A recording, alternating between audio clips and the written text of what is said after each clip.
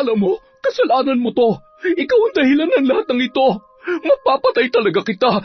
Tingnan mo siya ngayon. Tingnan mo kung ano nangyari sa kanya. Ate, aray ko. Wala akong ginawa masama. Bitiwan mo ako. Tama na. Alam ko kung anong totoo, kaya wag na wag mo akong sisisihin sa nangyari kay nanay. Dahil sa ating dalawa, ikaw ang may kasalanan. Wala ka na bang ibang alam gawin kundi isisisakin ang lahat? Napapraning ka na.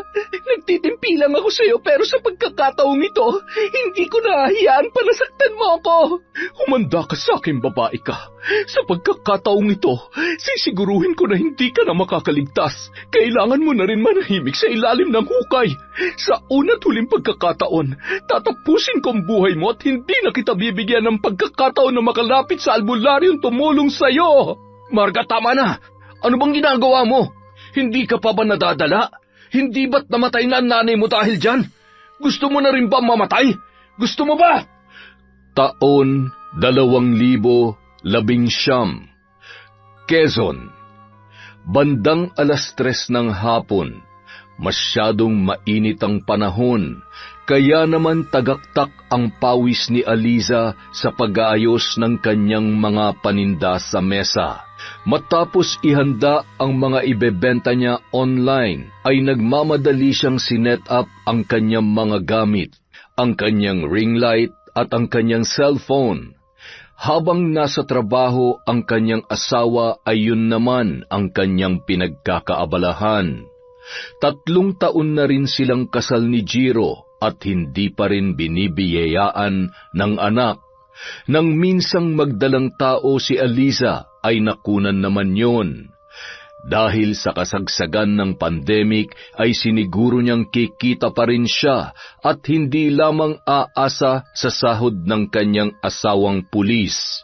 Nagsusustento rin kasi si Jiro sa magulang at mga kapatid, kahit may kanya-kanya na silang pamilya. Kapitbahay lamang nila ang nag-iisang kapatid na babae ni Jiro na si Marga. May 3 anak at wala namang regular na trabaho ang asawa nito. Bukod doon, lulong pa yun sa sugal at madalas din na umuuwi ng lasing. Pinagtatakpan lamang ni Marga ang problema niya sa kanyang asawa. Ayaw na ayaw niyang may nasasabing hindi maganda ang mga tao sa kanya, lalong-lalo na ang nanay dulor niya. Matapos iset up ang kanyang mga gamit ay agad na siyang nagsimula sa pagla-live sa kanyang Facebook account. Ilang segundo lamang ay marami na sa friends niya sa lugar nila ang nanonood at nag-aabang ng kanyang mga paninda. Magandang hapon mga suke! Ang init! Kasing init ng pagtanggap niyo sa mga paninda ko, mga Marsh, Momsy, Bebe, Daddy, Kuya. Marami na naman tayong bagong paninda ngayon, murang-mura. Kaya may na! Sa ating first item, face mask kayo dyan. 10 box lang po ang available. Tuloy ang chismisan, basta suot nyo to at syempre, kailangan nyo rin ng face shield. Just comment, mine face shield. At kung ilan ang gusto nyo, protektado ka na sa virus, pati sa mga taong toxic sa buhay nyo. Charot! Samantala, nang mga oras na yon ay nanonood naman ang panganay na anak ni Marga at aliw na aliw pa kay Aliza. Ang galing-galing naman magbenta ni Tita Aliza. Ang daming bumibili. Ang ganda-ganda niya, no? Tapos mabait pa. Talaga, favorite ako ni Tita Aliza. Ay, hindi ako kaya. Mas favorite niya ako. Lagi niya kaya akong binibigyan ng ano. Ano bang pinagtatalunan niyo dyan, ha? Ano ba yung pinapanood niyo sa cellphone ko? Pauubos ng load niyan, kakapanood ng mga walang kwentang. Abat? Naka-live na naman ang bida-bidat, nagmamaganda kong hipag. Hoy, kayong dalawa, may hugasan doon at ligpitin sa kusina. Asikasuhin niyo na mga yon, dali. Hay, napakainit at lalong umiinit ang ulo ko sa lintik na babaeng to. Naiinis man, patuloy pa rin yon sa panonood sa ginagawa ni Aliza. Maya-maya, dumating naman si Aling Dolor na nakiusisa sa kanyang pinapanood. Sino ba yung madaldal at napakaingay na pinapanood mo? Oh, may dala kong suman dito. Nagluto ang asawa ni Arnold. Ay, teka, si Eliza ba yan? Ano bang pinagagagawa niyan? Ano pa nga ba? Di nagpapapansin. Alam mo, hindi ko maintindihan si Jiro kung bakit kinukonsinti niya ang asawa niyang yan. Tingnan niyo nga ang suot na damit, Nay. Naku, nakakairita. Isa pa, ano na lang ang sasabihin ng mga tao dito sa lugar natin? Hindi siya binibigyan ng pera ng kapatid ko para kumayos siya na akala mo ay pinababayaan ni Jiro? Ay, ewan ko ba kay Jiro? Kung ako lang ang masusunod ay, ewan ko ba? Ni minsan ay hindi man lamang gumaan ang loob ko sa babaeng yan. Kahit sa huling hininga ko, hindi ko matatanggap yan bilang manugang ko. Sana'y makakilala pa ng bago si Jiro at tuluyan ang iwanan ng babaeng yan. Alam ko na, Nanay. Bisitin natin ang babae na yan para lumabas ang sungay. Kapag nangyari yun, sigurado makikita ni Jiro kung anong klaseng babae ang asawa niya. Ano na naman ba yung iniisip mo? Pumalpak na tayo sa una natin plano, kaya siguraduhin mong maganda na yan. Mga anak, ako na lang palang magliligpit dyan. Pumunta muna kayo sa bahay ng Tita Eliza nyo. Maglaro kayo doon, mag-ingay at magtatakbo. Sabihin nyo marami akong ginagawa, kaya doon muna kayo. Bilis! Huwag kayong uuwi hanggat hindi ko kayo sinusunto, ha? Naiintindihan nyo ba? Pero, Nanay... Bingi ka ba? Bilisan nyo na! Dali! Mga batang to talaga! Nagkatinginan na lamang ang dalawang bata dahil sa mga sinabi ng kanilang ina. Agad namang hinila ng panganay na anak ang bunso nitong kapatid. Maingay, malikot at iyakin yun, kaya siguradong maiistorbo si Eliza sa pagtitinda. Masyado mo naman yatang sinisindak ang mga anak mo, Marga. Nanay, sanay na sa akin yung mga yan. At saka, maigi na yan. Yung may kinatatakutan sila para hindi lumaking matitigas ang ulo. At baka matulad pa kay Jiro na hindi man lamang nakikinig sa atin. Ay naku, sinabi mo pa. Pagdating sa asawa niya ay parang bulag at bingi. Nay, tingnan mo.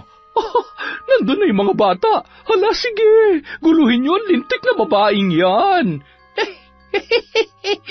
Patingin nga ako. Samantala, Naku, nandito ang napaka-cute kong mga pamangkin. Ay siya, mamayang gabi na lang po ulit. 8:00 ng gabi. Maraming salamat, miners. napakamot ulo na lamang si Eliza nang magsidatingan ang mga pamangkin ng kanyang asawa. Bukod sa maingay ay hindi mapakali ang mga yon, kaya minabuti na lamang niyang tumigil sa pagtitinda online. Kayo talaga? Ang galing-galing niyong tumiming. Nasaan bang nanay niyo? Ano po? Naglilinis po kasi ng bahay si nanay, kaya pinalabas niya po muna kami. Sige, maglaro lang kayo dyan, ha? Maghahanda lang ako ng merienda natin.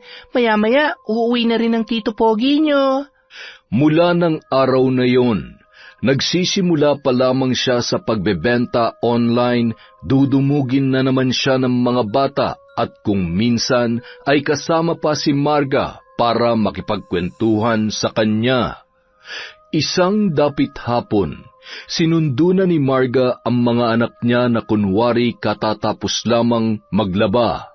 Eliza, nandyan pa ba yung mga bata? Nandito pa, ate. Nandyan ang nanay niyo. Ay, ito talagang mga batang to, nawiwili na sa kakapabalik-balik dito.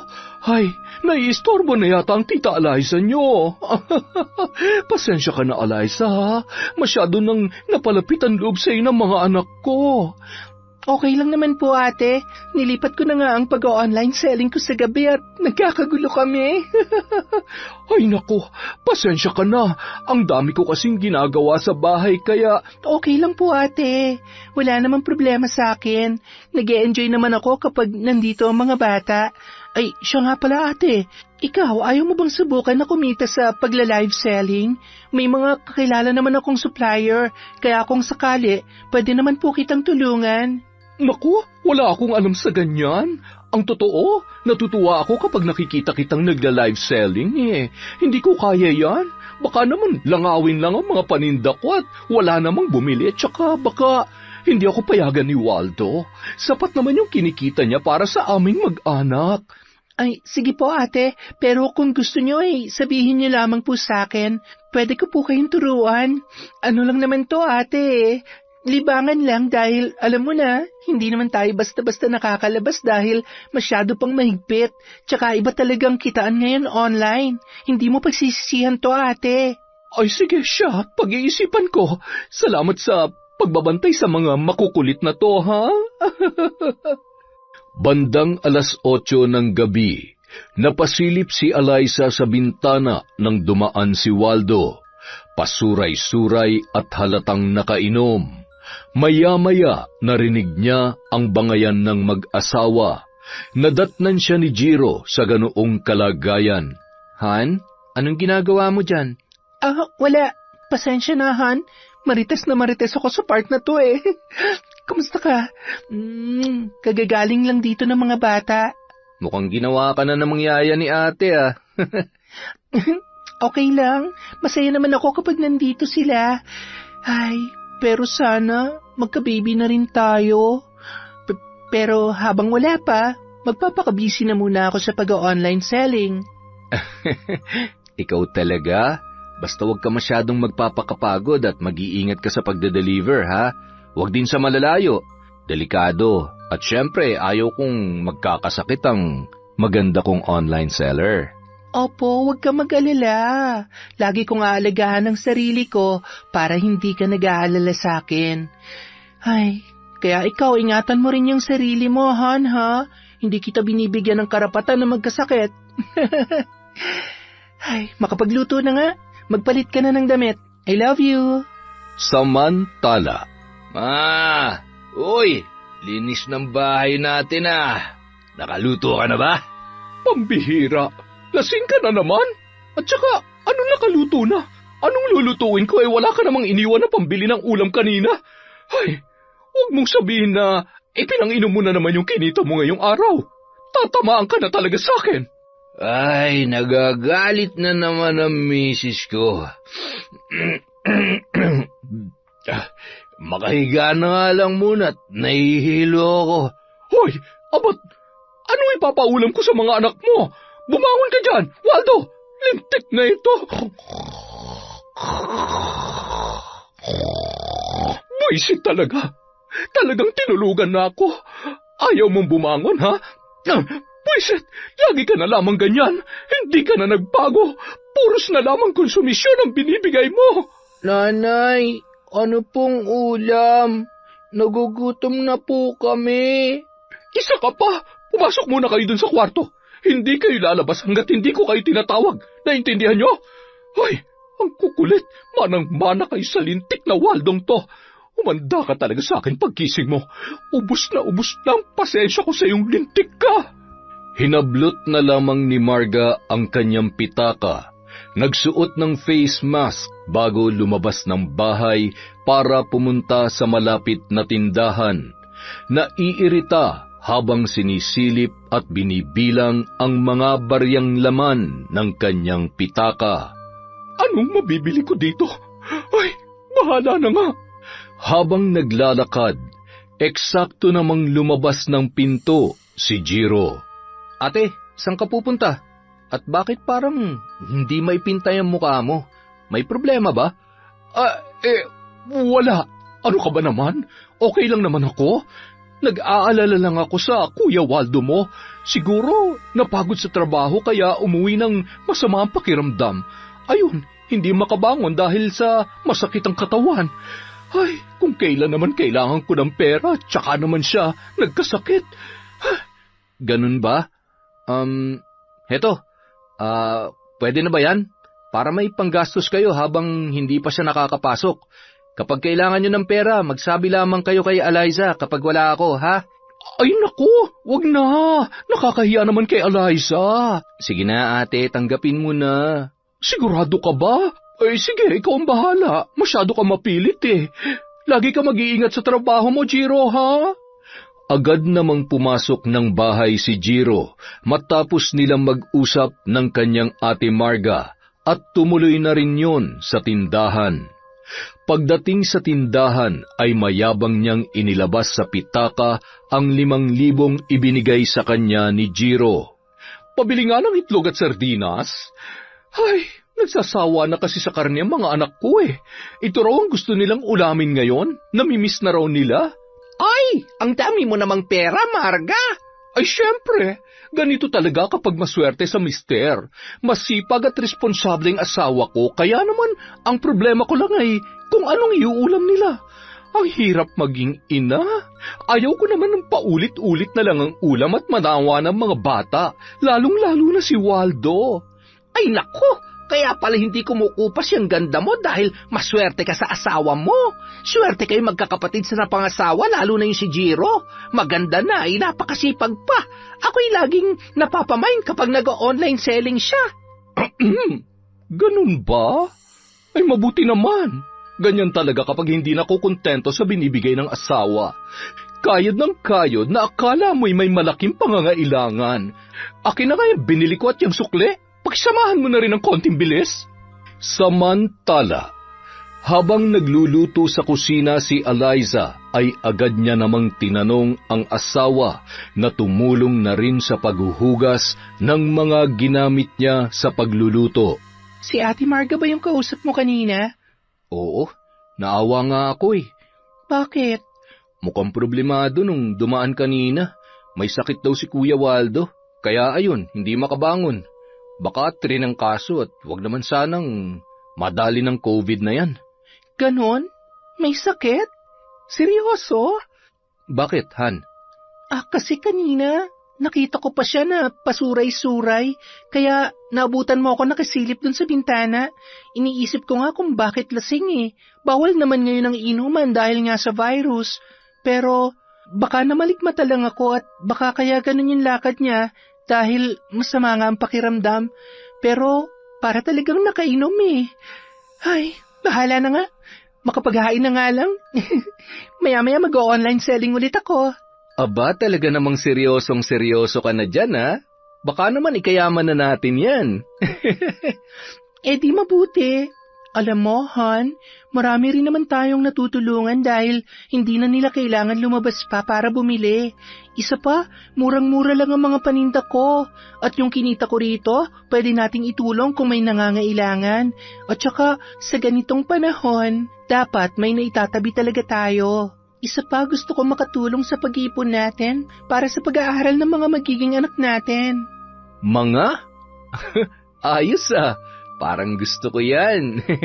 Kaya lang, wala eh. Bago ka matapos sa pagbabenta, tulog na ako. Sorry naman. Huwag ka mag-alala. Mamaya, pagkatapos ko, promise, gigisingin kita. Kinabukasan, nagulat si Eliza na maagang-maaga pa ay pinuntahan na agad siya ng kanyang Ate Marga. May dala pa yung masarap na almusal. Nagluto ako ng pansit. Mag-almusal ka na. Heto oh. At saka, may sasabihin nga pala ako sa'yo tungkol dun sa inaalok mo sa akin. Nagpaalam ako sa Kuya Waldo mo. Sabi niya kung gusto ko raw subukan, wala naman daw problema. Isa pa, nabuburyong na rin ako sa bahay eh. Wala akong magawa. Mas maganda rin kung matutulungan ko ang kuya niyo sa paghahanap buhay, hindi ba? Kaya lang ay wala naman kaming internet, kaya... Naku, hindi naman po problema yan, ate. Aabot po sa inyo yung wifi connection namin. Talaga? Naku, salamat Eliza ha. Napakaswerte naman talaga ni Jiro sa iyo. Tinuruan siya ni Eliza kung paano magbenta at ipinakilala niya rin yon sa kanyang mga supplier. Ano ate, may tanong ka pa ba o may maitutulong pa ba ako sa'yo? Nako, okay na. Salamat talaga, Eliza, ha? Wala ka talagang kasimbait. Si ate naman, sino-sino pa ba magtutulungan? Basta sa una, tiyaga-tiyaga lang po talaga at diskarte kung paano mapapaubos ang paninda. At saka, ano pala ate, para hindi tayo magkasabay sa pagla-live, ikaw sa umaga, ako sa gabi. Baka rin kasi humina ang internet connection kung magsasabay tayo. Ay siya, sige, wala namang problema dyan. Paano? Uuwi na ako na makabenta na. Sige po ate, galingan mo. Good luck. Salamat naman at kinakausap na ako ni Ate Marga. Siguro naman nagbago na ang tingin niya sa akin. Hindi naman kasi ako katulad ng iniisip nila. Nang araw ding yon, nagsimula ng magbenta si Marga. Marami rin ang natuwa, lalo na ang kanyang mga kaibigan. Hanggang sa lumipas ang mga araw, marami na rin siyang naging customer. Minsan ay nagrerenta siya ng tricycle para makapag-deliver. Kung minsan naman ay isinasabay siya ni Eliza sa kotse nito. Nakapagpundar na kasi ang mag-asawa ng sasakyan na siyang ginagamit ni Eliza sa pagde-deliver ng kanyang mga paninda. Isang gabi, Ang sakit ng katawan ko. Nakakapagod. Buti na lang at marami-rami naman ang kita ngayon kesa kahapon. Bakit kaya parang tumutumal ang paninda ko? Parang kailangan ko atang makaisip ng paraan kung, naka-live pa si Eliza? Makanood nga kung may bumibili. Sa kabilang banda, Ay, grabe naman po. Maraming salamat mga miners. Simot na po ang paninda natin. Kakatok na lang po ulit ako bukas sa mga pinto ninyo. Salamat and God bless. samantala, Grabe, 5,000 viewers ang nanonood. Nakakainis. Humanda ka sa akin. Ano ba yung binubulong-bulong mo dyan? Matulog ka na. Anong oras na? Manahimik ka nga dyan. Huwag ka magreklamo at kung hindi ako didiskarte ay kawawa ang mga anak mo. kinabukasan, naisipan ni Marga na babaan ang presyo ng kanyang mga paninda. Bumili na kayo! Main nyo ng mga ito! Murang-mura, mas mura kesa sa dating presyo! Mas mura kesa sa paninda ng iba dyan!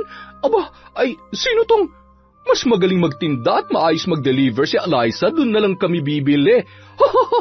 Nako, wala namang problema. Mas gusto nyo doon, di doon ka. Lumayas ka dito sa live ko. Biro lang mga sisi ko. Tuloy ang hanap buhay. Sunod na item na tayo. Lalo lamang nadagdagan ang inis ni Marga, lalo na't kahit anong gawin niya ay napakarami pa rin ng customer at higit na mas mabenta ang mga paninda ni Eliza. At lalong nadadagdagan ang inis niya nang magpa-buy one take one pa ang kanyang hipag.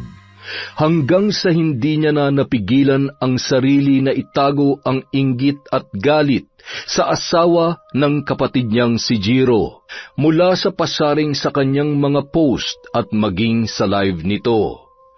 Isang araw, nagtatakbuhan ang mga anak ni Marga sa bahay ni Eliza at Jiro nang biglang nasagi ang cellphone niya at nabasag yun. Dahil natakot ang bata, ay bigla na lamang yung umiyak. Ayan, ang lilikot niya naman kasi. Wala na. Nabasag ng cellphone ni tita. Huwag na kayong umiyak. Umupo muna kayo at baka... Lalo pang lumakas ang iyak ng bata, kaya naman napatakbo si Marga para usisain kung ano ang nangyayari. Eliza, bakit umiyak ang anak ko, ha? Ano po kasi, ate? Nabasag niya kasi yung cellphone ko. Tapos, sinaktan mo ang anak ko dahil sa cellphone na yan, ha? Pinag-iinitan mo ba ang anak ko? Makakatikim ka talaga sa akin, babae ka. Halika nga dito. Ate, bitiwan niyo po ako. Hindi ko sinaktan ang anak mo. Aray! Nanay, tama na po. Umuwi kayo dun sa bahay. Bilis, kakalbuhin ko lang muna ang babaeng ito. Pinupuno mo na talaga ako. Sabi na, bitawan mo ako. Talagang lumalaban ka pa? Bakit hindi? Hindi ko sinaktan ng mga bata. Bakit ko gagawin yon? Ang kitid naman ang utak mo, ate. Hindi naman pwedeng hayaan na lang kitang manakit. Kung tutuusin, dapat nga magpasalamat ka pa sa akin dahil inaalagaan ko mga anak mo. Tapos ako pa ang masama. Hindi naman yata tama to. Huwag ka na magpalusot pa. Alam kong naiinis ka na sa akin kasi may kakumpetensya ka na. Makasarili ka. Alam ko naman na inis ka na sa akin. Kaya kung ano-ano na lamang ang pinagagagawa mo para makabenta ka at mapunta sa iyo lahat ng customer ko. Hindi totoo yan. Ni minsan hindi ko naisip yan. Bakit ba ganyan na lamang ang galit niyo sa akin? Wala naman akong ginagawang masama sa inyo ah. Yan ba talagang tingin mo sa akin? Makasarili? Hindi nga kita hinihingi ng bayad para makabawas na sa bayarin niyo tapos... Bakit? Sa laki ng sahod ng kapatid ko, kinukulang ka pa ba sa pambayad sa pesteng internet na yan? Pati internet isusumbat mo sa akin, ha? Hindi mo alam kung paano ako magalit. Kaya ilugar mo yung ugali mo kung ayaw mong ingud-ngud ko yung nguso mo. Ate, ano ba? Anong ginagawa mo? Bakit sinasaktan mo asawa ko? Jiro? Kasalanan naman kasi ng magaling mong asawa. Sinaktan niya na nga yung pamangkin mo, tapos ang lakas pa ng loob na sumbatan ako. Kausapin mo yan, dahil sa susunod baka kung ano pa magawa ko sa kanya. Hindi magagawa ni Eliza yan, ate. Kilala ko siya, at mahal na mahal niya mga pamangkin ko. Isa pa, gusto ko lang din ipaalala sa iyo na ito na ang una't huling beses na masasaktan mong asawa ko. Akala niyo ba hindi ko alam na sinisiraan mo si Eliza sa mga taga rito? Nagtitimpi lang ako dahil ayaw ko ng gulo. Umalis ka na at baka kung ano pa masabi ko. Sige, kampihan mo yung asawa mo. Kalimutan mo ng kapatid mo ko. Magsama kayo, mga buwisit. Han, sorry. Hindi ko naman talaga sinaktan yung bata. Naglalaro sila tapos nasagi yung cellphone ko. Umiyak si Tonton. Siguro natakot siya. Pero hindi ko siya sinaktan, Han. Shh, tahan na. Alam ko. Pasensya ka na kay ate, ha? Nasaktan ka ba ng sobra? May masakit ba sa'yo? Okay lang ako. Ayaw ko lang ng ganito dahil sa walang kakwenta-kwentang bagay ay magkakasira kayo. Hindi ko alam kung anong nagawa ko mali at galit na galit siya sa akin. Siguro nga, para wala na lamang gulo, itigil ko na lamang ang... Teka, bakit ikaw mag-a-adjust para sa kanya? Ituloy mo lang yung ginagawa mo. Basta alam mong wala kang ginagawang masama sa kanila. Kahit kapatid ko siya, hindi ko naman hahayaan na gumawa siya ng ikakapahamak mo. Mahigpit na yakap na lamang ang itinugon ni Eliza sa kanyang asawa. Nagpapasalamat siya na sa ilang taon na nilang pagsasama ay araw-araw na ipinaparamdam sa kanya ni Jiro ang suporta at pagmamahal. Kaya kahit ramdam ni Eliza sa umpisa pa lang na malayo na ang loob sa kanya ni Marga, maging ang nanay ni Jiro, ay naniniwala pa rin siya na hindi makakaapekto yon sa kanilang pagsasama. Nang gabi ring yun, hindi pa rin mawala-wala ang galit at inis ni Marga para kay Eliza. Kaya naman naisipan niyang puntahan ang kanyang ina na si Aling Dolor. Waldo, ikaw na munang bahala sa mga bata. Pupunta lang muna ako kay nanay. Sus, magsusumbong ka lang naman dun eh. Manahimik ka na nga lang at baka lalo lang lumalayang away niyong magkapatid. Ikaw naman talaga may kasalanan eh. Ay... Hindi ko mo nga yung bibig mo kung wala kang magandang sasabihin. Hindi ko kailangan ng opinyon mo. Pakainin mo yung mga anak mo. Huwag mo nang dagdagan pa ang init ng ulo ko. Ay. Tinahak niya ang madilim na kalsada kahit na may kalayuan yon mula sa kanilang bahay. Nang makarating ay sarado na ang kabahayan. Natitiyak niyang tulog na ang matanda. Nay! Nay! Buksan niyo tong pinto! Nay! Marga? Anak, ikaw ba yan? Sandali lamang. Ano ba't kung kailan gabing-gabi na at saka ka naman pumunta dito? Ano ba ang problema mo? Nay, nag-away kami ni Jiro dahil sa lintik niyang asawa. Nakakainis, Nay. Gustong-gusto ko siyang saktan. Alam mo yun? Kung hindi lang talaga dumating si Jiro, nakalbo ko na sana ang babaeng yun eh. Ano na naman bang ginawa ng babaeng yun sa'yo? Ay, wag mong sabihin na kinampihan na naman siya ni Jiro. Malamang. Alam mo naman yun. Daig pa nagayuma. Kung anong sabihin sa kanya ni Eliza, yun na lang din ang pinaniniwalaan niya. Ay, Huwag ka na mamroblema. Hayaan mo't kakausapin ko ang kapatid mo. Hindi yan ang gusto kong mangyari, Nay. Isa pa, hindi naman siya makikinig sa'yo eh. Nagalit nga siya sa akin kanina. Parang hindi niya ako kapatid. Ano ang gusto mong gawin natin? Nanay, alam mo kung anong gusto ko. Kung nagawa mong barangin siya noon, pwede mo pa rin namang gawin yun ngayon. Nay, papayag ka ba na api-apihin na lamang ako ng babaeng yun? Kung ayaw niyo pwede niyo naman akong turuan. Ay, oo na. Gagawin ko na. Ano bang gusto mong gawin ko dun sa malditang babaeng yon? Takutin niyo. Gumawa kayo ng paraan para hindi na siya makapag-inarte pa. Gusto kong lagyan mo siya ng mga kati-kati para hindi na mainganyong bumili ang mga customer niya. Sino ba naman ang bibili sa babaeng maraming sugat sa katawan? Siya, sige na. Ako na ang bahala. Pambihira. Baka mamaya ako pang mabalikan ang gagawin kong ito. Alam mo naman ang nangyari nung huli kong ginamit ang kaalaman kong ito. Hindi mo ba naaalala ang nangyari sa tatay mo? Nay, hindi yun. Sadya namang may sakit talaga si tatay. Yun ang dahilan ng pagkamatay niya, hindi ang pambabarang mo. Anak, hindi mo kasi naiintindihan. Ay, Nay, kung ayaw niyo sabihin niyo na lang.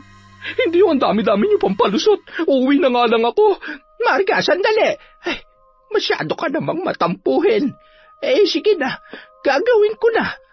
Huwag ka na magtampo-tampo dyan. Ako nang bahala sa kanya. Salamat, Nanay. Sige po, uuwi na ako. Hindi na ako makapaghintay na maparusahan ang babae na yun. Lintik siya sa buhay ko. Sige na, umuwi ka na at gabi na. Nako, asikasuhin mo na ang mga apo ko. Nakangising umalis si Marga na parabang nabunutan ng tinik ng mga oras na yon. Nang makarating sa bahay ay patapos nang kumain ang kanyang asawa at mga anak. Oh, wala nang ulam? Malay ba namin kung uuwi ka na? Akala ko doon ka na makikihapunan kay Nanay Dolor eh. Ay, anong iuulam ko ngayon? Pambihira naman. O ano, ako pa magliligpit niyan? Ako pa bang paghuhugasin mo ng mga pinagkainan ninyo? Eto na, huhugasan ko na. Ay, lagi na lamang mainit ang ulo mo. Ano pagbubukas ba kita ng sardinas? Gusto mo ba? Ay, ako na. Maghugas ka na lang dyan at baka... Ay, nakakairita. Ay, huwag ka nang magalit. Magtatrabaho na ulit ako. Ay, wag! Magpakasarap ka lamang sa paghilata. Ay, tulungan mo na lamang ako sa pagde-deliver ng mga paninda ko. Baka sakaling matuwa pa ako sa'yo. Nakakapagod na. Nakakapagod ng pagtakpan ko yung katamaran at pagiging lasenggo mo. Samantala, habang hinahalungkat ni Aling Dolor ang kaban kung saan doon nakatago ang mga kagamitan sa pambabarang na minana niya pa sa mga magulang niya, ay nag-aalangan naman siya sa kanyang plano. Gayunpaman, nasisiguro niyang magagalit si Marga sa oras na hindi niya sundin ang kagustuhan noon. Bagamat nag-iisang babae, si Marga talaga ang paborito niyang anak sa lahat. Sinimulan ni Aling Dolor sa pagsindi ng kandila. Hinipan niya ang may katamtamang laki ng itim na aklat. Napakarami kasing alikabok. Gayon din ang isa pang kahon na naglalaman ng iba't ibang garapon. Mayroon ding isang bagay na nakahulmang tao. Kulay puti yun, ngunit mababakas sa itsura nito ang kalumaan at may mga ilang parte na animoy warak na.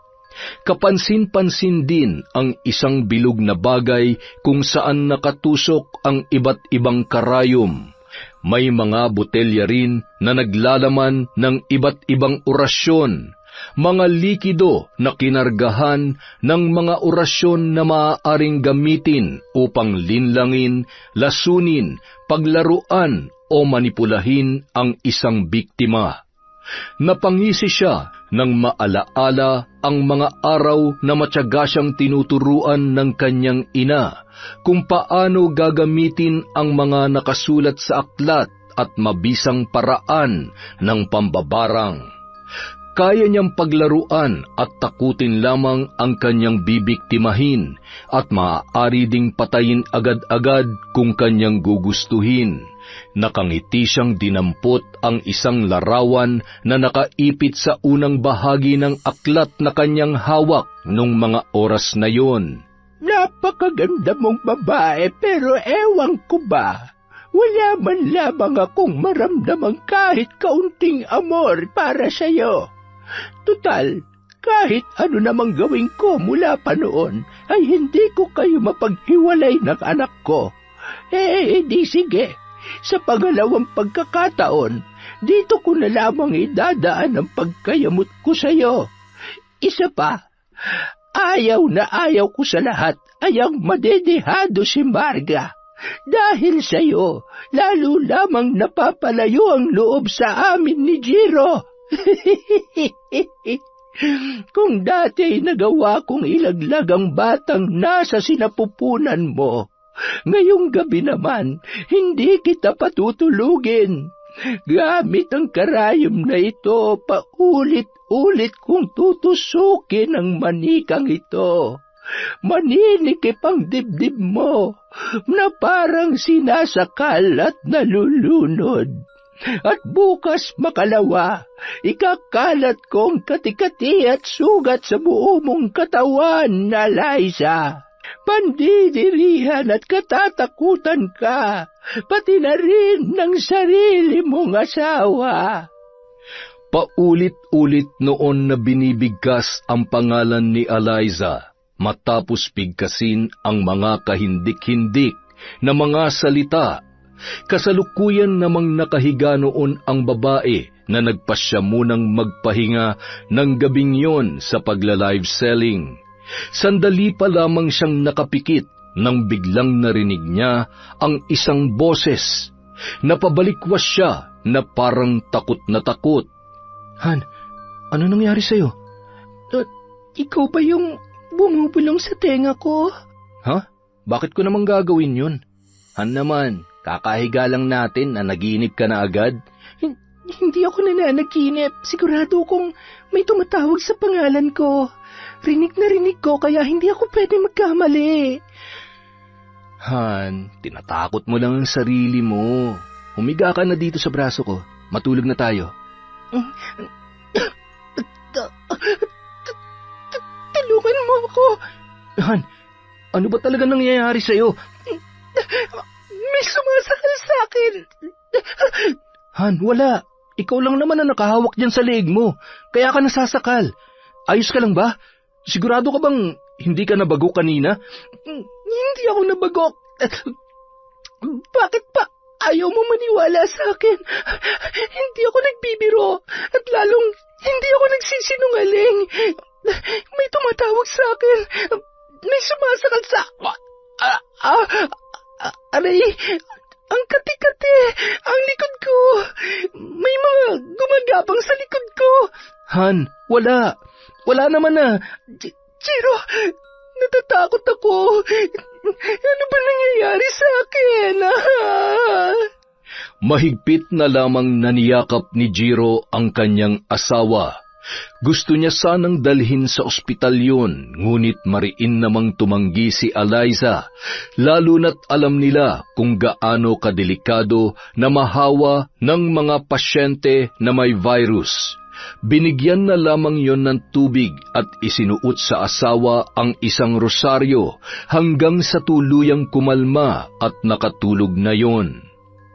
Kinaumagahan, maagang umalis si Jiro para mag-file ng emergency leave para sa kanyang asawa. Halos hindi rin yun nakatulog sa pagbabantay at pag-aalala sa kanyang misis na si Eliza. Bandang 9:00 na ng umaga nang makabalik yun sa bahay at papasok pa lamang siya sa loob nang dumating ang kanyang nanay Dolor. Bakit nandito ka? Hindi ka ba pumasok? Nasaan ang magaling mong asawa? Nay, kung nandito ho kayo para pagalitan siya, huwag niyo na lang muna siyang kausapin. Unang-una, masama po ang pakiramdam niya at pangalawa, wala pong kasalanan ng asawa ko. Aba, ano bang tingin mo dyan sa asawa mo? Maamong tupa, anghel. Talaga bang kaya mong makipagpatigasan sa amin ang ate mo para lamang kay Eliza? Talaga bang wala ka ng ibang alam kundi ang protektahan siya. Nay, ako na lang ang meron siya. Wala na siyang mga magulang at ako responsibilidad ko na protektahan at alagaan ang sarili kong asawa.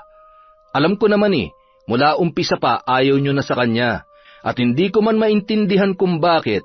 Kilala ko ang asawa ko. Mabuti siyang tao at sa kabila ng lahat ng mga sinasabi niyong di maganda, bago at matapos man kaming maikasal, tiniis niya kasi mahal niya ako. Sana kahit konting respeto naman sa asawa ko, Nay. Pasensya na kayo, pero wala po ako nakikitang mali na siyang pinili kong makasama sa buhay. Nung panahon na walang-wala ako, siya lang ang nandyan para sa akin. Sige na, makakaalis na kayo. Tandaan mo ang araw na to. Kalimutan mo ng nanay mo ko. Pasasaan ba't darating ang araw na kakailanganin mo rin ako? Magsama kayo ng lintik na asawa mo. Nagngingit-ngit sa galit na umalis si Aling Dolor at dumiretso sa bahay ng kanyang anak na si Marga. Nay, bakit kayo umiiyak? Ano nangyari? Tubig? Gusto niyo ba ng tubig? Agad namang kumuha ng tubig at uminom ang matanda. Ang lakas ng loob ni Jiro na sagot-sagutin ako. Bakit?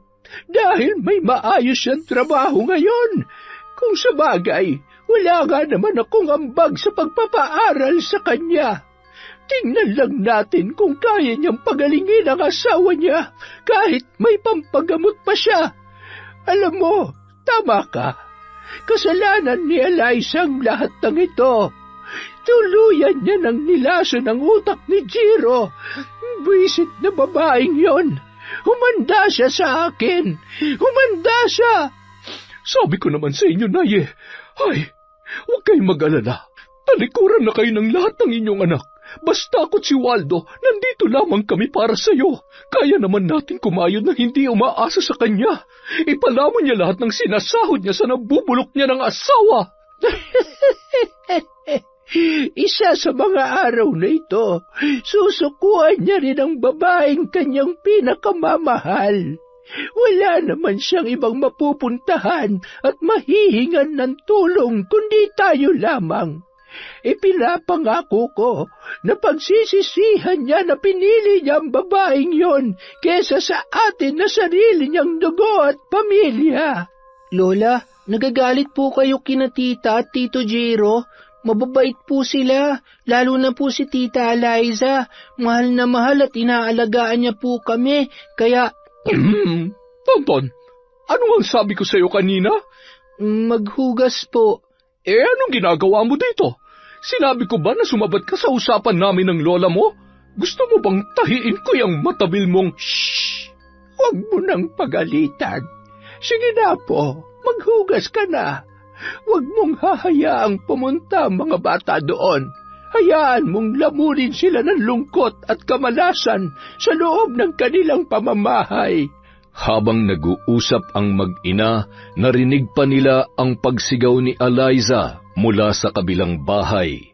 Nagkatinginan sina Aling Dolor at Marga na nababatid na kung ano ang nangyayari nung mga oras na yon. Wala pa yan sa ipaparanas ko sa'yo. Humanda ka dahil hindi ako titigil hanggang sa sumuko na ang anak ko. Mapapagod at iiwanan ka rin niya. Sa kabilang banda, nang marinig ni Jiro ang sigaw ng kanyang asawa mula sa kusina ay nagmamadalinong pinuntahan si Eliza sa kwarto nito. Ang sakit!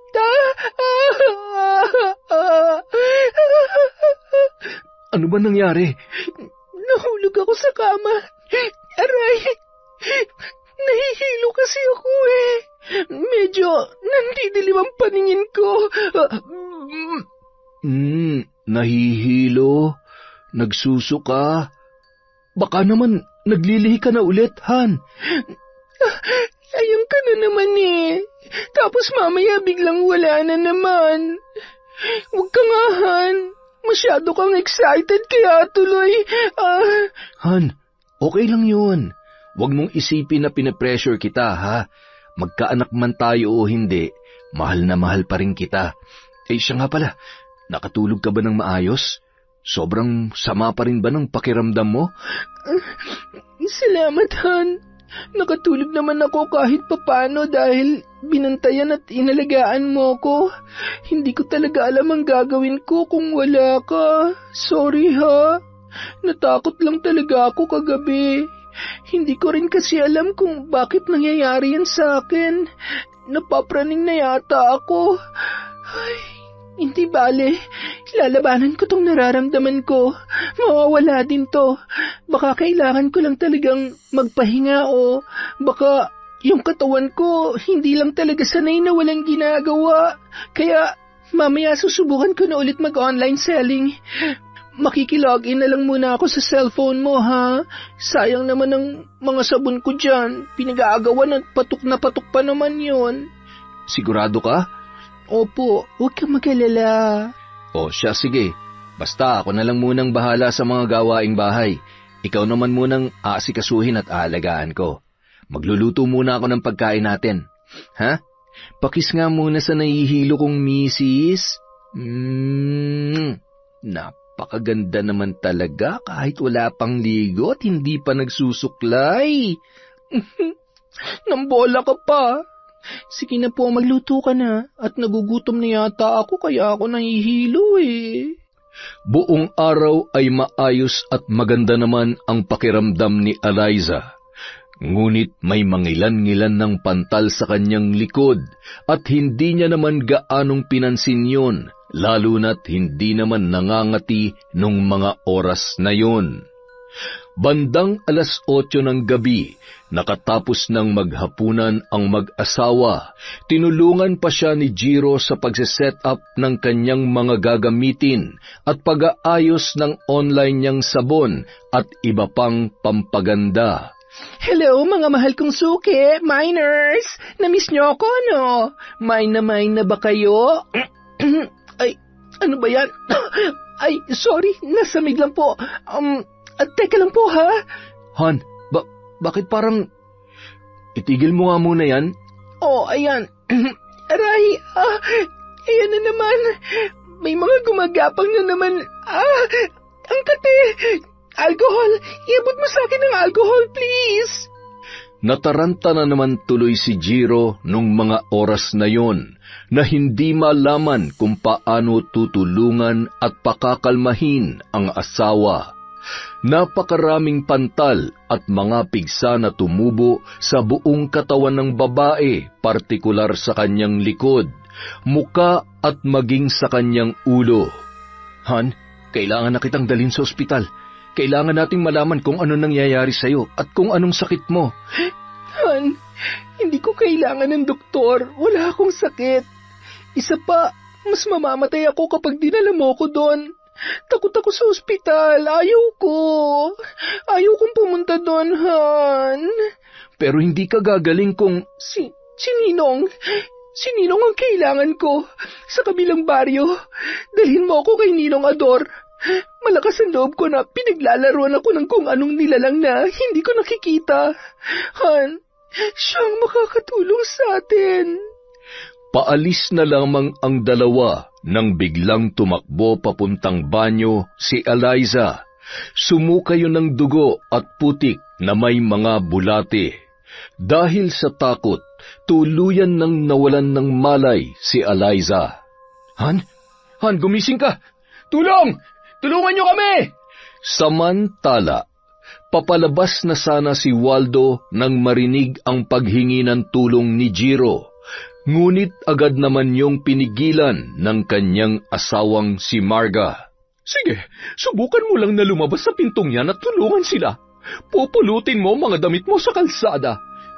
Marga, sobra ka naman. Kapatid mo yung nangangailangan ng tulong. Baka mamaya kung ano na nangyayari sa kanila. Wala ka bang konsensya? Gusto mo matikman kung gaano ko kawalang konsensya? Gusto mo silang tulungan? Sige, labas na! Bilisan mo! Hindi na. Matutulong na nga lang ako. Di ko alam kung bakit Waldong pangalan ko eh. Dapat Andres eh. May sinasabi ka ba dyan? Wala. Sabi ko matulog na tayo. Samantala, dahil alanganing oras at hindi maganda ang lagay ni Eliza, nakisuyo na muna si Jiro sa kanyang kapitbahay na sunduin ang albularyo sa kabilang kanto. Sumang-ayon naman ang lalaki at ilang sandali lamang ay dumating na yon sa kanilang bahay.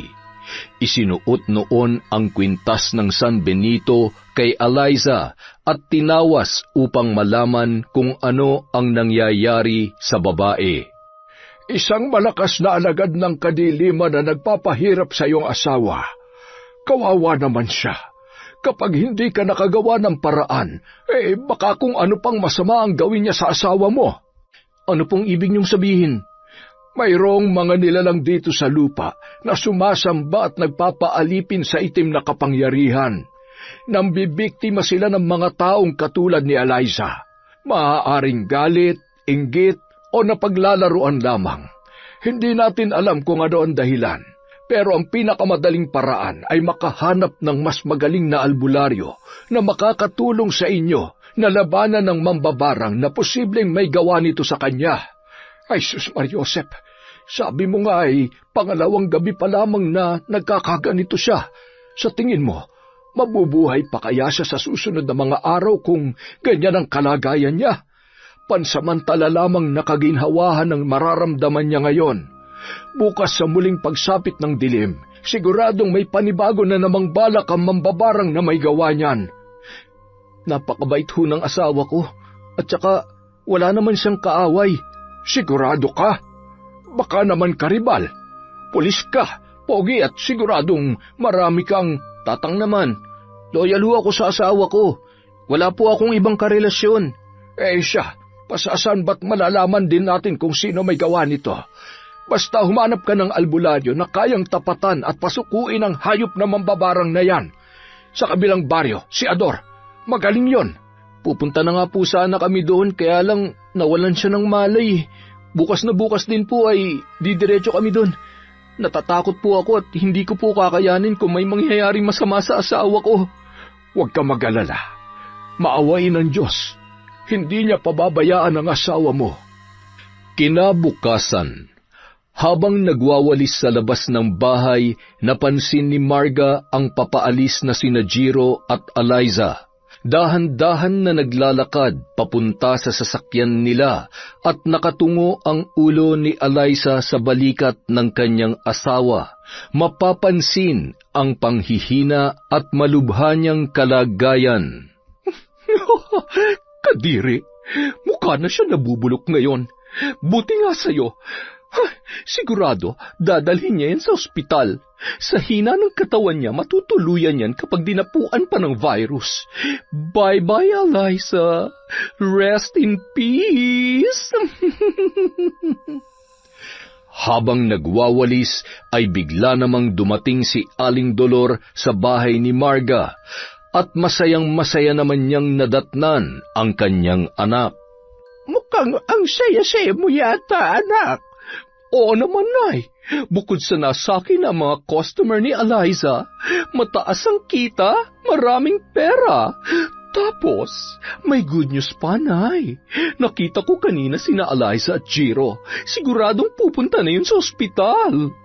Kahit saan pa mang pribadong ospital o kahit sino pang mahusay na doktor, hindi na siya mapapagaling. Ay, pasasaan ba? At kapag natuluyan ang babaeng yon, babalik at babalik na sa atin si Jiro. Tama, at higit sa lahat, hindi niya maaaring malaman na may kinalaman tayo sa nangyayari sa asawa niya. Paano kung dalhin nila sa albularyo yon? Hindi ba? Paano kung maisip nila na... Kasasabi mo lamang, hindi ba? Sabi mo dadalhin sa ospital, tapos ngayon, biglang... Ang sakit naman nun, Nay. Malay ko ba? Natural, may pera sila eh. Di sa ospital yun. Halos kalahating oras din ang biyahe ng mag-asawa dahil pasikot-sikot na daan at nasa liblib na bahagi ang bahay ni Mang Ador. Kilala bilang isang albularyo. Ninong yon sa binyag ni Eliza, kaya nasisiguro ng mag-asawa na yun mismo ang makakatulong sa kanilang problema. Tao po! Tao po! May mga bisita yata ako Sandali lang. Ninong? Oh, Eliza, anak, ikaw ba yan? Ano nangyari sa'yo? Mano po, Ninong? Ako nga po ito. Ninong, tulungan niyo po ako. Hindi ko po alam kung anong nangyayari sa akin. Si Jiro po pala, asawa ko. Ay, tumuloy kayo. Dito. Umupo kayo. Kailan pa ito? Pangatlong araw na po ngayon. Mambabarang ang may gawa nito. Ay, Diyos ko. Napakaraming sugat at may mga lamang. Grabe. Demonyo at wala siyang awa. Kung sino man yon, lintik lang ang walang ganti. Isang pagkakamali na ikaw ang biniktima niya. Huwag kayo matakot. Kayang-kaya kong pagalingin si Eliza. At higit sa lahat, ibabalik ko doble at triple sa mambabarang na yon ang ginawa niya sa'yo. Pati na rin sa may masamang loob na may pakananan lahat ng ito. Hindi ko po alam kung anong ginawa kong mali para mangyari sa akin to. Wala naman po akong sinasagasaang tao, pero bakit? Ganun talaga. Kung minsan, gumawa ka man ng tama sa mata ng mga taong may lihim na galit sa iyo, wala silang ibang makikita kundi ang pagkakamali mo. Kung minsan naman, may mga taong sadyang makitid ang utak at nagpapatalo sa inggit sa kanilang puso. Hayaan mo, hindi naman magtatagumpay ang mga taong tulad nila. Sandali lamang at kukunin ko mga gamit ko sa panggagamot. May idinikit si Mang Ador na medalyon sa noo ng babae. Dikit na dikit yon at napapaaray naman si Eliza. Tila ba nag-iiba-iba ang kanyang boses. Okay lang po ba siya? Han, ayos ka lang ba? Okay lang siya. Huwag ka mag-alala. Hawakan mo ang balikat niya habang inuusal ko ang orasyon. At nag-usal na nga ang matanda ng kakaibang salita na tanging siya lamang ang nakakaunawa. Lahat ng sumpa at sakit na nasa loob ng katawan ng babaeng ito ay ibinabalik ko sa iyo at sa lahat ng may masamang loob na dahilan ng lahat ng ito. Rebulatar Dominus!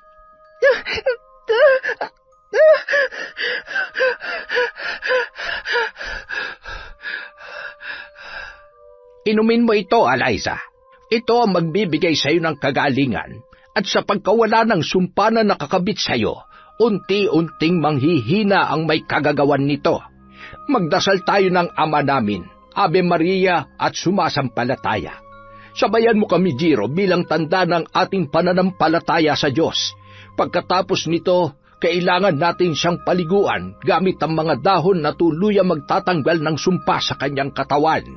Samantala,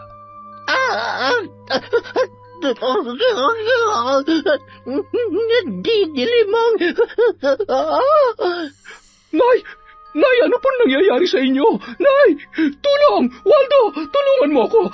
Nanay, ano nangyayari sa iyo? Ano ba naman Teka, ano nangyari? Huwag ka na magtanong. Buhatin mo si nanay at ihiga mo dun sa may mahabang upuan. Bilisan mo! nang magkamalay si Aling Dolor, ramdam pa rin niya ang labis na panghihina na hindi niya maipaliwanag. Nay, sigurado ba kayo na kaya niyong umuwi mag-isa? Huwag kang mag-alala, anak. Kaya ko ang sarili ko. Siguro ay kailangan ko lamang magpahinga. Ay siya, aalis na ako. Mga apo, uuwi na si Lola. Ay, ano ba tong nangyayari sa akin? Hindi kaya... Ay, huwag naman sana. Dahil kapag nagkataon, siguradong hindi nakakayanin ng katawang lupa ko.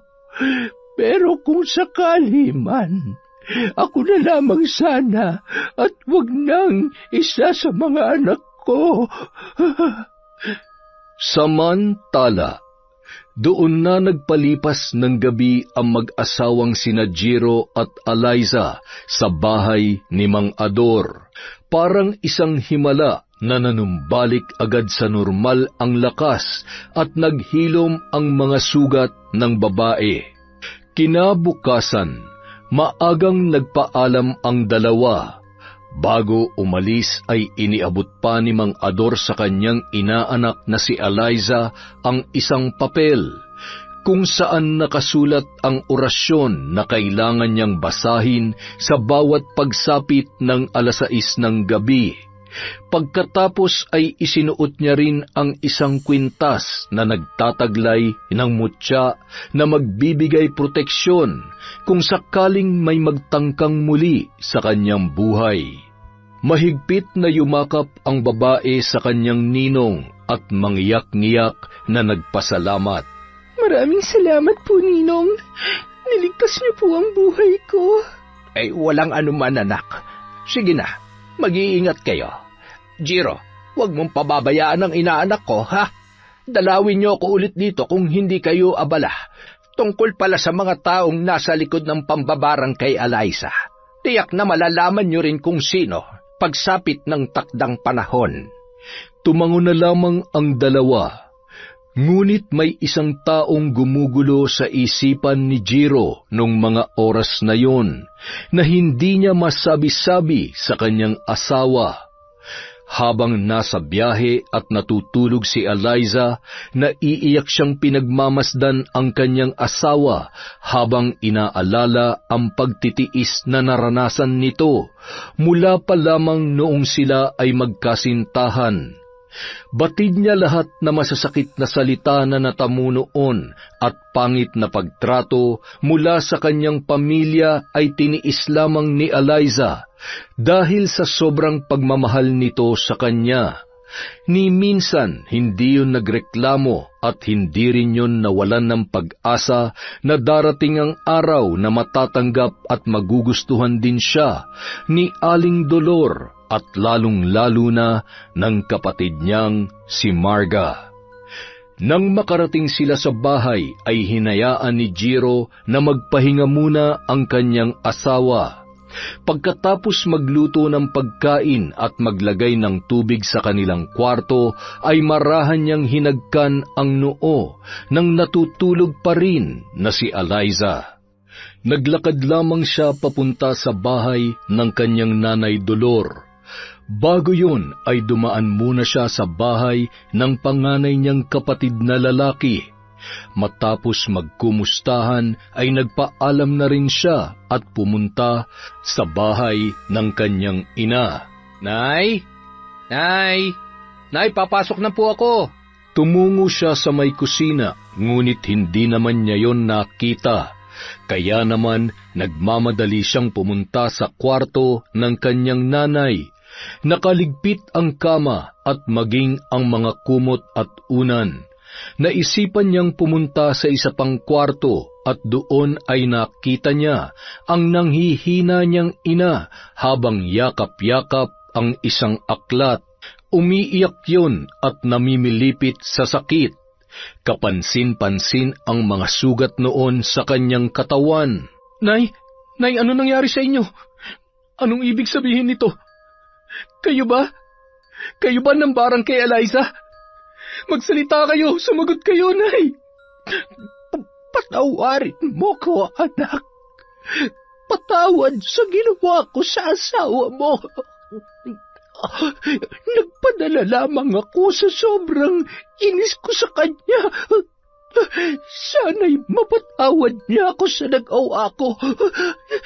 Patawarin niya sana ako, anak. Hindi ko naman ipinipilit sa inyo kung ayaw niyo talaga siya. Pero yung barangay niyo siya, Nay, sobra na yun. Tingnan niyo, anong nangyari sa inyo? Paano na kayo ngayon? Paano kung kayo mawala dahil sa sarili niyong kagagawan? Kung ito ang kabayaran sa ginawa ko, tatanggapin ko.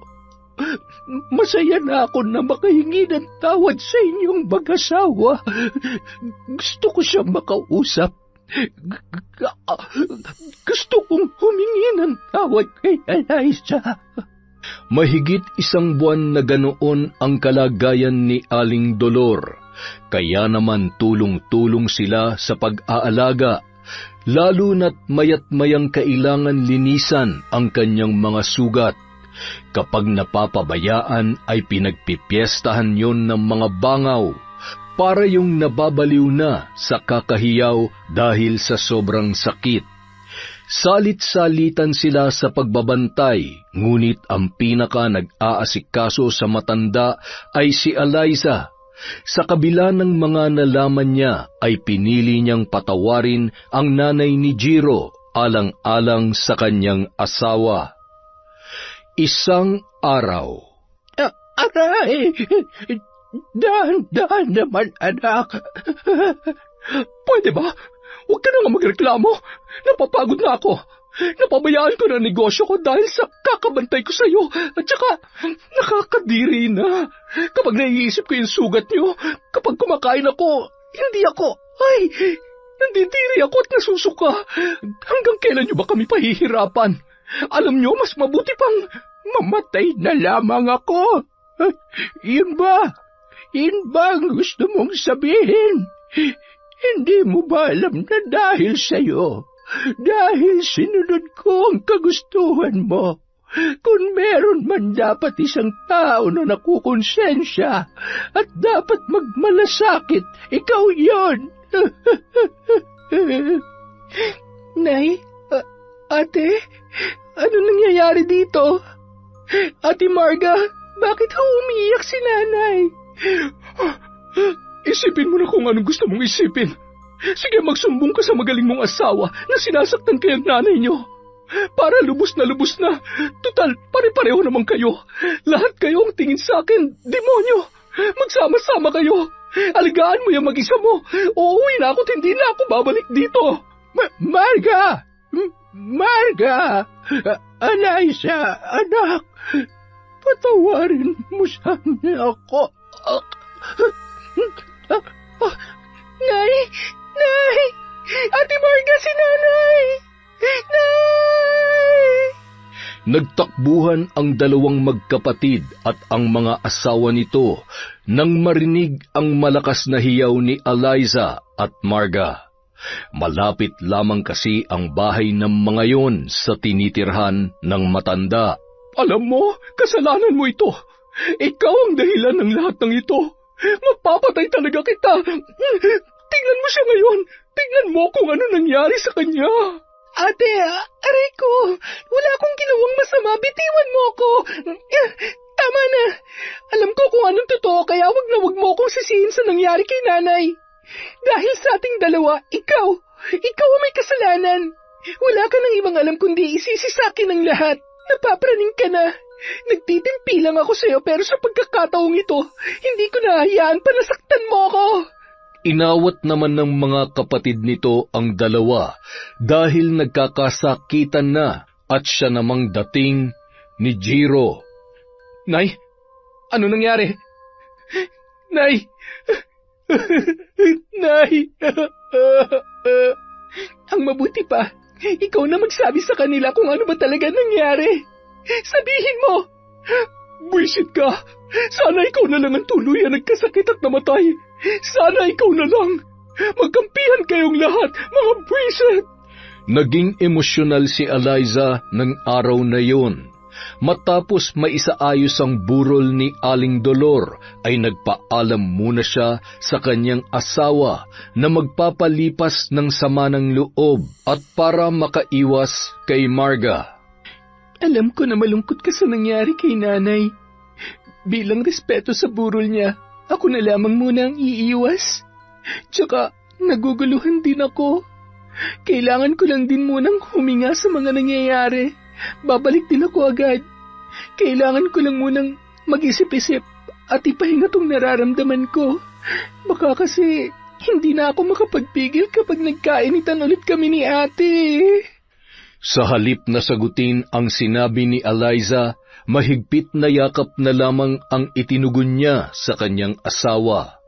Naiintindihan niya ang nararamdaman nito, kaya naman kinaumagahan, inihatid niya yon sa bahay ng ninong ador niya. Ninong, dito na lang po muna ako sa inyo.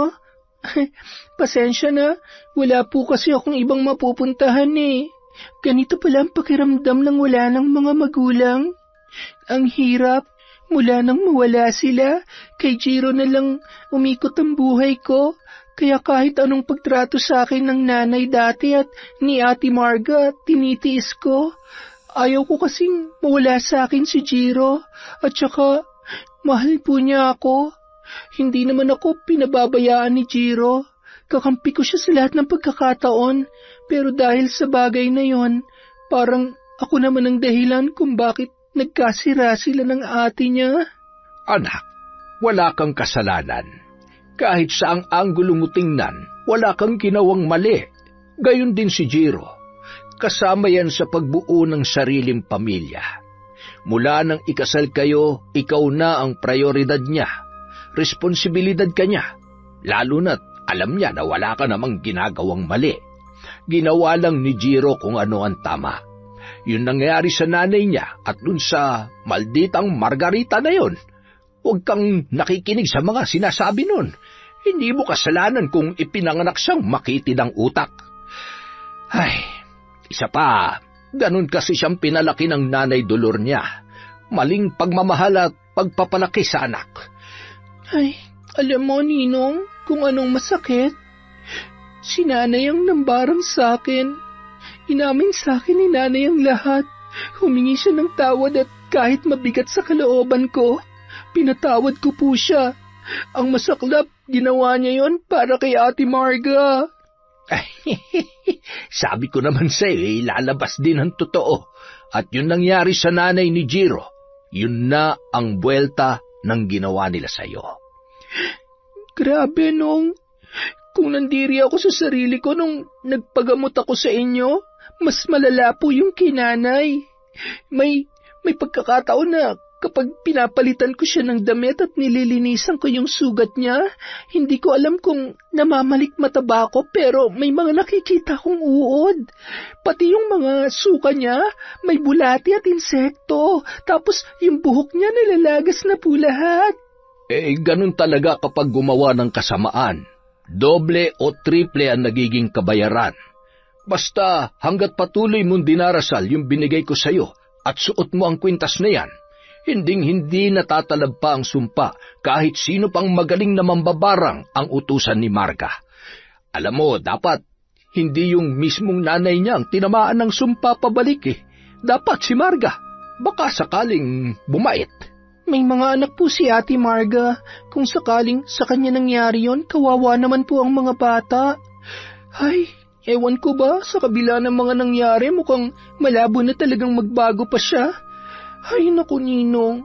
Siguro, nang umulan ng kagaspangan ng ugali, siya lang ang gising at sinalo niya lahat. Halika, tuturuan kita ng iba pang orasyon na alam ko para kung sakali man na kailanganin mo ay alam mo na kung papaano poprotektahan ang sarili mo. Makalipas ang 1 linggo, matapos mailibing si Aling Dolor, sinundo na rin ni Jiro ang kanyang asawa sa bahay ng ninong nito. Naiwang nagliligpit ng mga gamit sina Waldo at Marga. Nagmamadaling tumungo sa isang kwarto ang babae para hanapin ang aklat at mga gamit ng nanay niya sa pambabarang. Pagkatapos makuha ang mga yun, ay inilagay niya sa isang garbage bag at binitbit papauwi sa kanilang bahay. Ano naman yung bitbit mo? Huwag mong sabihin na dadalhin mong basurang yan sa bahay. Pambira ka naman, oo. Akin na't itatapon ko. Ano ba? Kung ikaw kayang ibalibag ko dyan, alam mo kanina pa ako nagtitimpi sa'yo. Inuubos mo na naman ang pasensya ko. Iniuubos? Ang sabihin mo, wala ka naman talagang pasensya pagdating sa akin. Lagi ka nalang galit. Ay, ano na naman yung binubulong-bulong mo dyan, ha? May sinasabi ka ba? Minumura mo ba ako? Minumura ka dyan. Kahit napakasama ng ugali mo, ni minsan hindi kita minura, oy. Mahal kaya kita kahit... Ay, Huwag na nga lang. Parang tanga to. Tara na nga. Bilisan na natin at siguradong nagkakagulo na naman sa bahay yung mga anak mo. Ay, salamat naman sa Diyos. Nasapian din ng magandang hangin. Sa loob ng 1 linggo, paulit-ulit na binasa at pinag-aralan ni Marga ang aklat ng karunungan. Binasa niya ang bawat pahina upang masigurong magtatagumpay siya sa kanyang plano. Isang gabi, habang natutulog ang kanyang asawa at mga anak, ay tumungo siya sa kusina upang isagawa ang ritual ng pambabarang. Matapos magsindi ng mga kandila ay binuklat niya ang aklat at isa-isang binasa ang mga salitang nakasulat doon, habang hawak ang manika at isang mahabang karayom. Kinuha niya ang isang maliit na kutsilyo na gagamitin niya upang gilitan ang leeg ng kanyang biktima. Umanda ka sa akin, babae ka. Sa pagkakataong ito, sisiguruhin ko na hindi ka na makakaligtas. Kailangan mo na rin manahimik sa ilalim ng hukay. Sa una't huling pagkakataon, tatapusin ko ang buhay mo at hindi na kita bibigyan pa ng pagkakataon na makalapit sa albularyong tumulong sa'yo. Papatayin kita. Papatayin kita, Eliza. At itong kutsilyong ito ang tatapos sa buhay mo. Samantala, napabalikwas si Eliza na tila ba wala sa sarili na tumungo sa kusina. Buti na lamang ay napansin at nagising si Jiro nang hinawi nito ang braso niya na nakayapos sa kanyang asawa. Sinundan niya yon at laking gulat niya nang makitang kinuha noon ang kutsilyo at tila wala sa sariling tinatapat yon sa kanyang leeg. Huwag kang lalapit sa akin. Kung hindi ay gigilitan ko ang leg ko. Han, wag. Ano ba nangyayari sa'yo? Bitawan mo ang kutsilyong yan. Han, makinig ka sa akin. Pinaglalaruan na naman ba siya? Kailangan ko siyang buhusan ng tubig na may orasyon. Agad niyang kinuha ang baso na nasa kanilang kwarto. Dinadasalan yon ni Eliza bago matulog at yon ang kanyang iniinom. Sakto na may kalahati pang tubig yon. Nagmamadaling kinuha at isinaboy sa muka ng kanyang asawa. Bigla na lamang nanumbalik sa sarili, ngunit ramdam niya ang paninikip ng kanyang dibdib. Nakita niya ang kwintas na binigay sa kanya ng kanyang ninong na nakalimutan niyang isuot ng gabing yun. Agad niya yung itinuro kay Jiro at isinuot yun sa kanya. Pagkatapos ay sabay nilang inusal ang mga dasal na ibinilin sa kanila ni Mang Ador. Nang manumbalik sa normal ang kanyang lakas, ay mahigpit niyang niyakap ang kanyang asawa at sabay na napahagulgol ang dalawa. Tahan na. Ligtas ka na. Mahal na mahal kita. Bakit nangyayari sa akin to? May nambabarang na naman ba sa akin? Mula ngayon kahit anong mangyari, wag na wag mong huhubarin ang kwintas mo. Naintindihan mo? Pinapakaba mo ko eh. Sobrang nag-alala ako sa'yo. Samantala, Hindi pwede to. Dapat mamatay siya. Dapat mamatay ka na. Marga, tama na. Ano bang ginagawa mo? Mambabarang ka? Babarangin mo na naman si Eliza? Hindi ka pa ba nadadala? Hindi ba't namatay na nanay mo dahil dyan? Gusto mo na rin ba mamatay? Gusto mo ba? Pwede ba? Huwag mo akong sinisigawan. Wala kang alam. Bobo ka. Kaya kung wala kang magandang sasabihin, manahimik ka. Huwag mo akong pakikialaman kung ayaw mong ikaw ang barangin ko. Hindi ko lubos akalain na aabot ka sa ganyan. Tanggap ko naman kung ganyang kababa ang tingin mo sa akin. Pero yung kasamaan mo, yung ginagawa mo, hindi na makatao yan. Nababaliw ka na. Narinig mo ako? Nababaliw ka na. Hindi ako ang baliw. Hindi ako baliw. Bahala ka sa buhay mo. Ang dapat sa iyo mabuhay mag-isa dahil walang magtatagal dyan sa ugali mo. Wala ka ng ibang inisip kundi ang sarili mo. Ngayon, Mabuhay ka mag-isa mo. Iiwan ka na namin ng mga anak mo. Sige, umalis ka at isama mo yung mga anak mo. Wala akong pakialam dahil mga pabigat lang kayo sa buhay ko. Ang yabang mo. Tingnan ko lang kung hindi mamatay sa gutom yung mga anak mo. Oo, lasenggero ako at tarantado. Pero kaya ko magbago at pinipilit kong kumayod para sa mga anak ko. Tandaan mo yan. Di baling hindi ko sila kayang buhayin sa karangyaan, pero hindi ko hayaan na lumaki at mamulat sila sa kasamaan. Mga anak, halina kayo. Aalis tayo. Dun muna tayo sa lola nyo. Bilis na! Mga anak, sandali. Iiwan niyo ba ako? Iiwan niyo ba talaga si nanay? Sasama po kami kay tatay. Ayaw namin sa'yo, bad ka. Lagi mo kaming pinapalo at inuutusan gumawa ng masama. Tatay, tayo na po. Mga buwisit, sige lumayas kayo. Hindi ko kayo kailangan.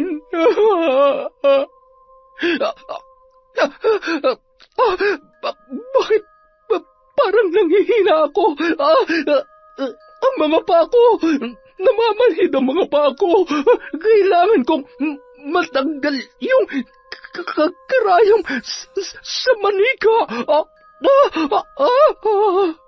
Habang gumagapang, pilit niyang inaabot ang manika na nasa mesa sa may kusina.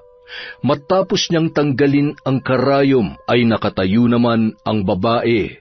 Nakita niya na lamang ang dugo na tumutulo sa iba't ibang parte ng kanyang katawan.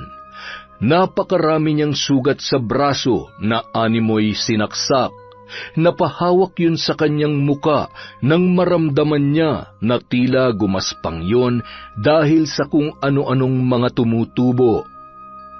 Hindi! Hindi ito maaari! Hindi pwede mangyari sa akin to! Aray! Maya-maya, nagpalingon-lingon yon nang marinig ang isang boses na pamilyar para sa kanya. Anak! Anak ko, tama na. Itigil mo na ito. Sumama ka na lamang sa akin. Huwag ka lalapit sa akin. Patay ka na. Hindi ako sasama sa iyo. Hindi pa ako maaaring mamatay.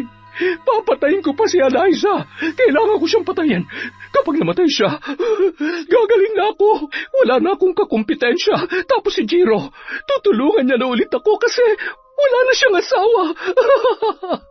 Yung mga anak ko, siya na magpapaaral.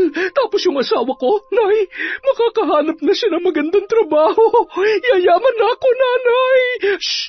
Mga anak, huwag kayong maingay. Doon kayo maglaro sa kwarto. Kausap ko ang lola nyo. Kinaumagahan, nagising si Jiro at Eliza sa lakas ng sigaw ni Marga. Bit-bit ang kanyang mga paninda at nakasuot ng mahabang damit na napakaganda. May dala rin yung itak. Eliza! Lumabas ka dyan! Papatayin kitang babae ka! Lumabas ka sabi! Yung mga anak ko tinago mo na naman! Kinuha mo ng kapatid ko, pati anak ko ninakaw mo rin! Inggitera ka! Mas maganda ako sa'yo! Mas marami na akong customer ngayon! Han, anong nangyayari kay ate? Bakit nagkakaganyan siya? Ang dami niya sugat na parang... Siya nga! Hindi kaya ginamit niya yung aklat ni nanay para barangin ako? Ay, Diyos ko! Ano ba naman at kailangan pang umabot sa ganito? Yung mga bata, baka mapahamak yung mga bata. Hindi tayo maaaring lumabas. Mukhang tuluyan ng nasiraan ng bait si ate. Kailangan niya ng medikal na atensyon. Mukhang naapektuhan ng pag-iisip niya. Ay, sandali lang. May tatawagan lang ako para masundo siya. Habang may kausap si Jiro sa cellphone, ay tumawag naman kay Eliza si Waldo para ipaalam ang nangyari. Dinala sa mental hospital si Marga. Pagkatapos ay bumalik naman sa bahay nila si Waldo at ang mga bata. Ipinagpatuloy ni Eliza ang online selling para matulungan ang mga anak ni Marga at Waldo.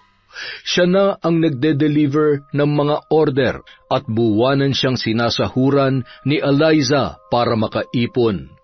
Madalas din nung binibisita ang kanyang asawa. Sa kasamaang palad ay hindi na yon nakakakilala pa. Sino ka? Baliw ka, no? Ikaw talaga, hanggang ngayon talaga namang, oo na, kahit ginaganyan mo ko, mahal na mahal pa rin kita at baliw na baliw pa rin ako sa'yo. Ay, sana gumaling ka na. Alam mo, hinahanap ka na ng mga bata. Malalaki na sila at nasa maayos ng kalagayan. Magpagaling ka na, ha? Wala akong sakit. Ikaw magpagaling. Inom ka ng gamot. Patulog ka doon. Baka mamaya magwala ka na naman. Tingnan mo yun, oh. Ikukulong ka nila doon. Wala ka. Dahil sa mga nangyari, sina Eliza at Jiro na ang naging pangalawang magulang ng mga bata, ang nag-aalaga at nagpapaaral sa mga yun. Makalipas ang 2 taon. O, yung mga baon nyo, ilalagay ko na dito sa bag nyo, ha? Mag-aaral na mabuti at huwag makukulit. Kiss muna sa tita. Ang papango naman. Pag-uwi amoy araw, naku. O, sakay na kayo sa sasakyan. Dahan-dahan at baka may madapa, ha? Ang laki na ng mga anak natin, ah. Oo nga nakakatuwa. Ilang taon pa, makikipagsabayan na rin tong baby natin sa tiyan ko. Sumisipa-sipa na nga oh. Gusto na rin yata mag-aral. Salamat, Han, ha? Salamat sa pagmamahal mo sa pamilya ko. At lalong-lalo na sa akin. Mahal na mahal kita, Eliza. Mahal na mahal din kita, Jiro. Yon! Napakaganda na naman ng kwento natin.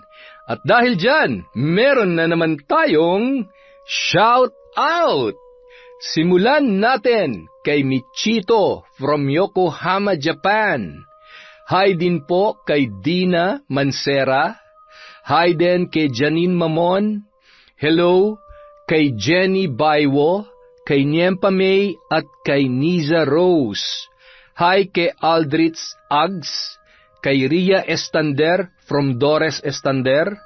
Hi kay Ryan Alba at Loreto Lagahino from Elidia Bobes.